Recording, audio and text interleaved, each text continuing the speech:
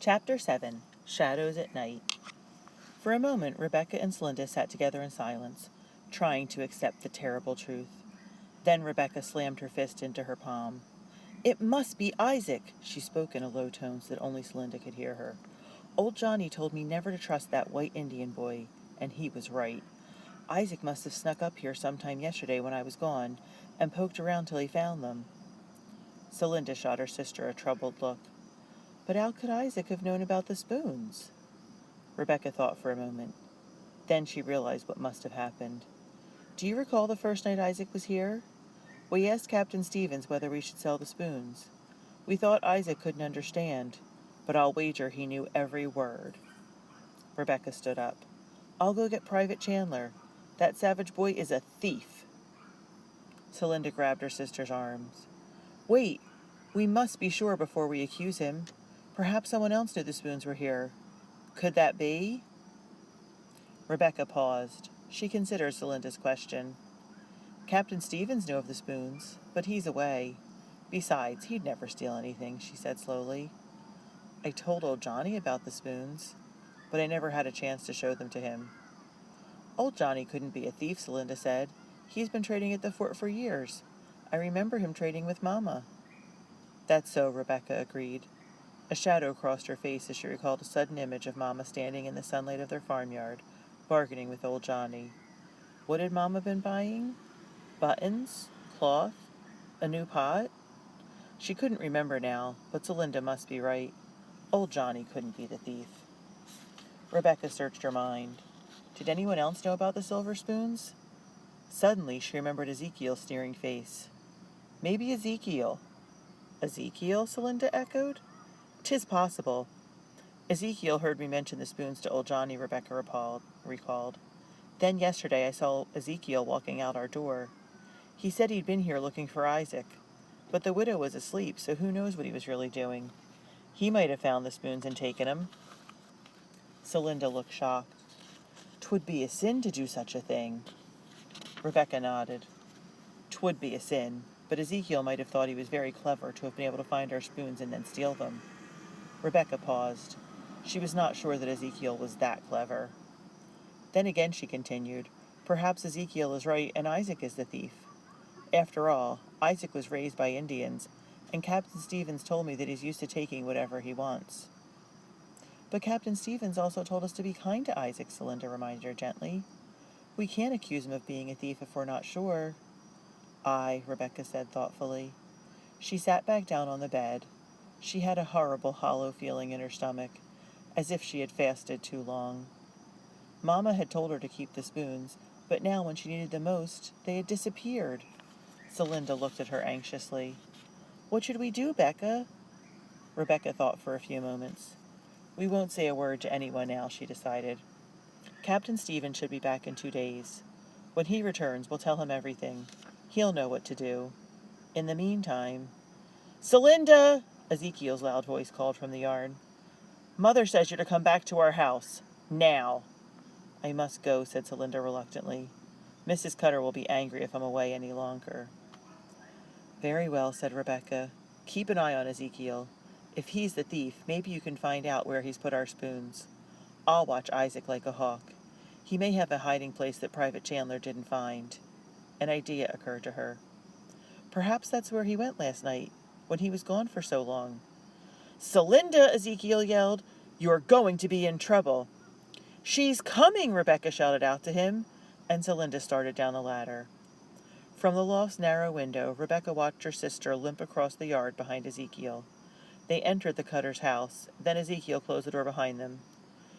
It was hot in the loft, but Rebecca felt a cold rush of fear. We must get the spoons back soon, she realized, or Celinda could be taken away forever. Celinda returned home late that evening. The Cutters had kept her hard at work until past sundown. Her narrow shoulders drooped with fatigue, and her face looked drawn. Rebecca's heart ached for her sister, but they could not talk together freely until they had climbed to the loft for the night. Once the girls were alone, Rebecca told her sister how she had carefully watched Isaac throughout the afternoon and evening. "All he did was sleep, eat, whittle, and chop logs," Rebecca reported. "The only time that he left the house, he was out at the woodpile. I tried to watch Ezekiel, Celinda said, but Mrs. Cutter kept me busy most all the time. Still, when I saw him, he seemed much as usual. Oh, said Rebecca, disappointed. For a moment she was silent. Then she asked, Celinda, if you had something to hide, something small, where would you put it? Celinda looked around the bare loft. Here, I suppose, but we already looked everywhere here. Yes, but what about Ezekiel's house? Tomorrow, when the Cutters are out, search through Ezekiel's things. Maybe he's hidden the spoons in his house. I'd feel like a thief, Celinda protested. You won't be taking anything. You'll just be looking, Rebecca insisted. As for me, first thing tomorrow, I'll look in the woodpile while Isaac's asleep. Maybe our spoons are hidden out there. Celinda turned frightened eyes toward her sister. We will find the spoons, won't we, Becca? Course we shall, Rebecca replied confidently, but she wished she felt as sure as she sounded. She decided she would stay up all night and watch to see whether Isaac went out to the woodpile, or anywhere else in the fort. She did not tell Celinda about her plan. There's no point in worrying her, Rebecca told herself. She lay in bed until she was sure Celinda was asleep. Then she quietly pulled her dress off its nail and slipped into it. If she heard Isaac leave, she wanted to be able to follow him as quickly as possible. Once she was dressed, Rebecca sat on the edge of the bed and tried her best to stay awake. She bit her lip, counted backward, and even pinched herself. But the loft was warm, she'd had a tiring day, and the cabin was quiet. She couldn't help closing her eyes. Suddenly Rebecca was awake. She realized that she'd been curled up on the bed. She wondered how long she'd been asleep. She heard a door softly squeak on its hinges. He's leaving, Rebecca thought. She waited until the cabin was silent, then climbed down the ladder. She checked the door and window that led to the back. Both were barred from the inside. Isaac had not left that way, but the front door was slightly ajar.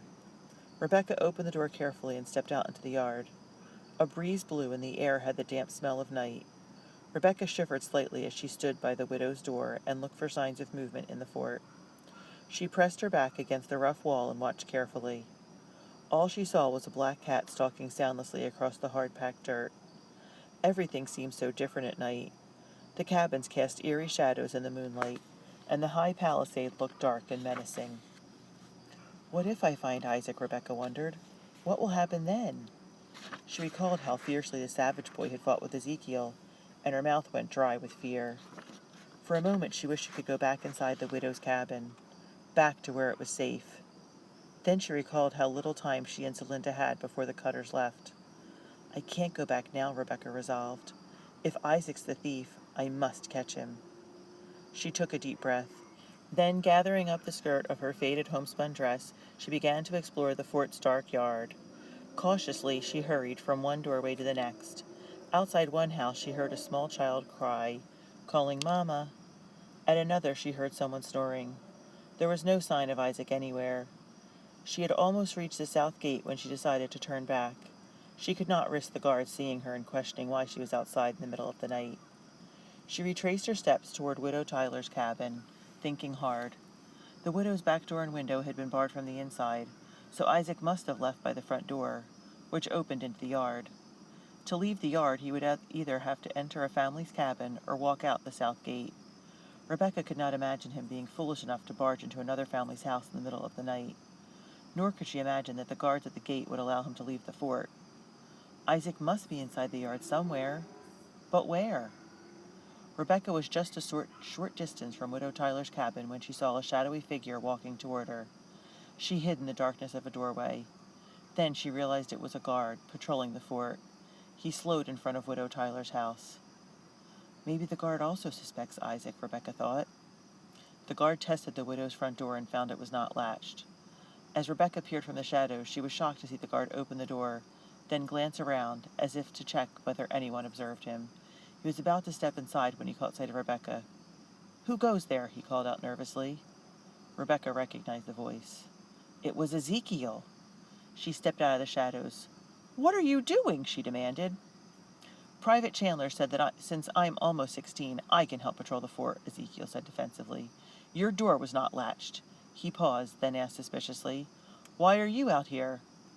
It was hot upstairs. I came out to get fresh air, Rebecca said as she brushed past Ezekiel and entered the widow's cabin. Good night. She shut the door and quickly fastened the latch string. Her heart was pounding fast. She wondered what Ezekiel had really been doing. Had he been trying to sneak inside? As she stood in the dark room, Rebecca heard the widow cough in her sleep. Then she heard the rustling of bed covers behind the curtains that hid Isaac's bed. It sounded as if the boy were turning over in his sleep. He's here, she realized. How could he have come back without me seeing him? Thoughts whirled in her mind as she climbed back up to the loft. She hadn't checked Isaac's corner before she left the house. Had he been in bed all along? Could it have been Ezekiel or someone else that she'd heard open the door earlier? Was Ezekiel truly on patrol? Or was he trying to sneak into the widow's cabin? Before Rebecca fell asleep, another thought struck her. Maybe it had been Isaac who had opened the door, but he hadn't been leaving the cabin. He'd been coming back inside. If so, where had he been? And why? Friday dawned as a perfect summer day, sunny and clear. The air smelled of sweet summer grasses, and even the birds seemed to sing more merrily than usual. It was the kind of day that seemed to promise joy. After the girls finished their morning chores, Celinda left for the Cutters. The widow felt tired, so she stayed in bed. Rebecca brought her breakfast, cornmeal mush and a cup of steaming hot tea mixed with honey. The widow barely touched the mush, but she drank her tea gratefully. Then she slipped back to sleep. Isaac, too, stayed in bed. This is my chance, Rebecca thought. She unbarred the back door and stepped outside to the grassy area behind the house. The widow's woodpile had grown tremendously since Isaac's arrival, but as Rebecca looked at it, she shook her head with disapproval. The neighbors had neat ordered piles, with the logs stacked in tidy rows. Isaac's logs were thrown in a sprawling heap. Rebecca decided to restack the wood, and searched through the woodpile in the process. One by one, she picked up each log that Isaac had split, checked under it, then put it into a new pile. Creating neat stacks was harder work than she'd expected. Logs kept slipping or refusing to fit in rows. Soon her apron was covered with splinters and bark, and her face was damp with sweat. Yet she was determined. By the time the sun had fully risen, Rebecca had built one pile as high as her chest and started on her second pile. A raven perched on top of the first stack of wood. It watched her intently. Suddenly she heard an oddly accented voice. Why? She turned around. Isaac was standing behind her, pointing at the tidy log piles.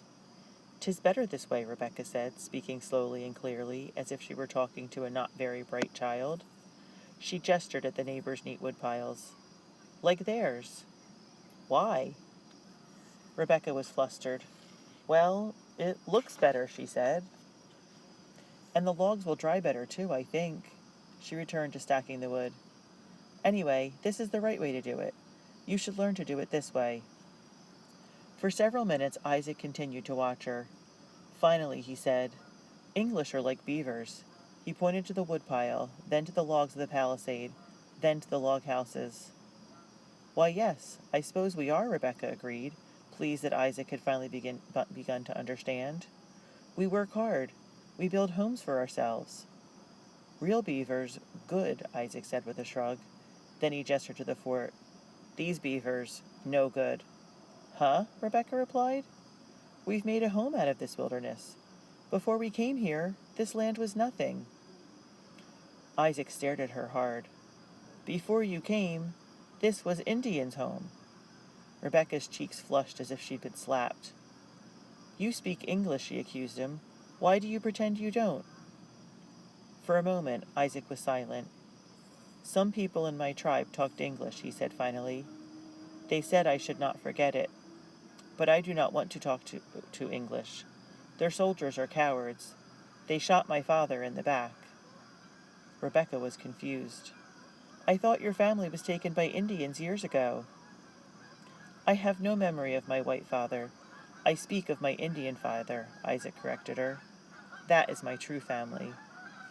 "But you were born white," Rebecca argued. "You'll always be white. Look." She held out her arm next to Isaac's. Even though he was more deeply tanned, she had naturally darker skin. Their arms were about the same color. How can you say that the Indians are your true family? Isaac drew back his arm.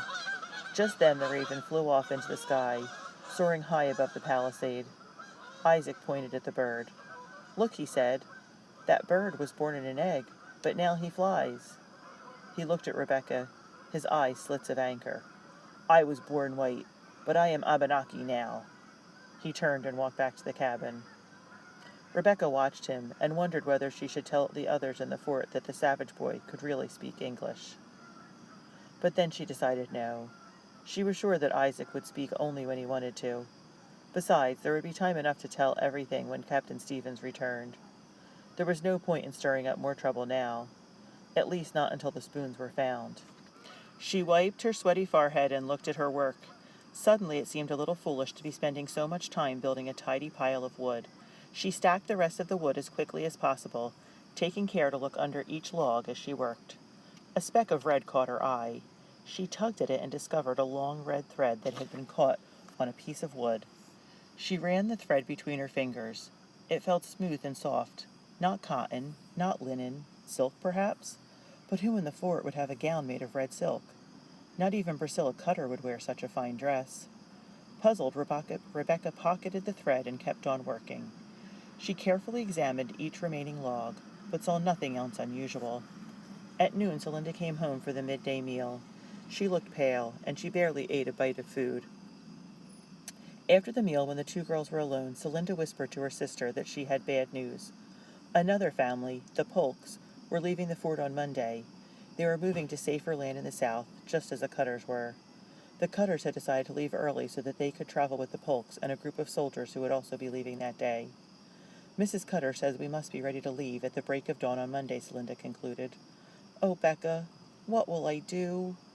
For a moment the girls were silent. They were both thinking that today was Friday. There were only 2 more full days till Celinda had to leave.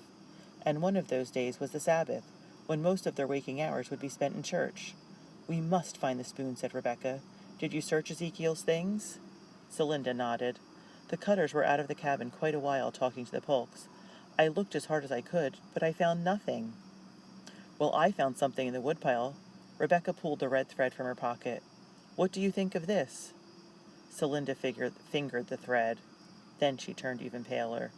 What? Rebecca demanded. Do you know what it's from? Celinda nodded. I think so. It looks like a thread from Priscilla's red silk hair ribbon. 'Tis one of her favorites. What would a hair ribbon be doing in our woodpile? Celinda looked up at her sister. Her dark eyes were clouded with worry. Priscilla was looking for her hair ribbon today. It had been drying by the window, but then it was gone. She said it had been stolen.